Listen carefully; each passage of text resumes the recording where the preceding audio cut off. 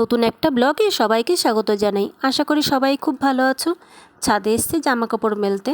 তবে জামা কাপড় মেলার আগে পাখিকে খেতে দিতে হবে আর গাছগুলোয় জল দিতে হবে। নিম্নচাপের খবর থাকলেও এখনও পর্যন্ত সেইভাবে বৃষ্টি শুরু হয়নি। সকালবেলা 2-1 ফোঁটা পড়েছিল। তো গাছগুলো এত ফুল হয়ে রয়েছে প্রত্যেকটা গাছে, তো তার জন্য জল দিয়েই যাব। যখন বৃষ্টি হওয়ার তখন হবে। আর এইদিকে এই নাকচম্পা গাছটা এত বড় হয়ে গেছে, একটু হাওয়া হলেই মনে হয় ভেঙে যাবে। যদিও এই গাছটা থেকে আগে একটা ডাল ভেঙেছে, সেই ডালটা আমি আবার মাটিতে পুঁতে দেওয়ার পরে সেই ডাল থেকে এখন আবার ফুল হচ্ছে। আর পাশেই দেখো একটা শিউলি ফুল গাছ। আর এই সিজনে এই ফুলটা প্রথম ফুল গাছ, হাত দেওয়ার সঙ্গে সঙ্গে হাতে ফুলটা ফুলে পড়ে গেল। ফুলটা দেখে যেমন মনটা ভালো হয়ে গেল যে সামনেই দুর্গাপুজো আসছে, তেমন আবার সাথে সাথে আবার মনটা খারাপও হয়ে গেল যে দুর্গাপুজো কদিন পরেই, এখনও পর্যন্ত তিলোত্তমার কোনো বিচার হলো না। অন্যবারের মতন সেই পুজো নিয়ে আনন্দ উৎসাহ কোনো কিছুই আমার মধ্যে নেই। হয়তো এরকম আরও অনেক মানুষ আছে যে তাদের মধ্যেও সেরকম নেই।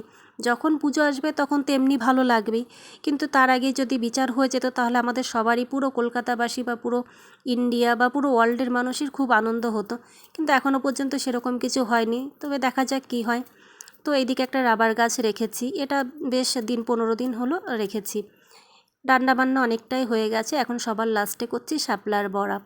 এদিকে এক চালের গুঁড়ো দিয়ে একটা ব্যাটার করে নিয়েছি, তার মধ্যে অল্প একটু বেসন দিয়েছি আর শাপলাগুলো এরকম কাঠি দিয়ে গেঁথে নিয়েছি। গেঁথে ব্যাটারের মধ্যে চুবিয়ে গরম তেলের মধ্যে ছেড়ে দিলে এপাশ ওপাশ করে ভেজে নিলে পারে শাপলার বড়া রেডি হয়ে যাবে। তো বিকালবেলা একটু এসছি জুডিওতে মেয়ের জন্য জামা কাপড় দেখতে। তো দেখে তেমন কোনো কিছু পছন্দ হয়নি, তো আবার বেরিয়ে বাড়ির দিকে যাচ্ছি। তো ভিডিওটা কেমন লাগলো সেটা অবশ্যই জানিও।